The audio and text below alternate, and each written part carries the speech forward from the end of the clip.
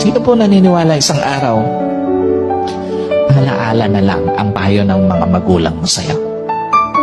At sino po naniniwala, isang araw, yung nanay na kasama mo ngayon, maaaring katabi mo ngayon, yung tatay na kasama mo ngayon, isang araw, aalalahanin mo na lang din. Hindi kayo forever na magkasama. Kaya nga, lahat ng magulang hanggat kasama pa yung anak, gagawin ng lahat. Ipapayo lahat ng mabuti, paaalalahanan ng anak kasi alam niya, isang araw, iiwan niya yung kanyang mga anak. Isang araw, hindi lang payo ng mga magulang mo ang magiging alaala.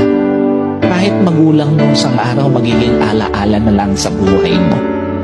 Kaya nga napakapalad mo kung may magulang ka pa ngayon na kasama, may magulang ka pa ngayon na nagpapayo sa'yo, may magulang ka pa na nagpapaalala sa'yo. Kasi one day, wala na yan sa tabi mo.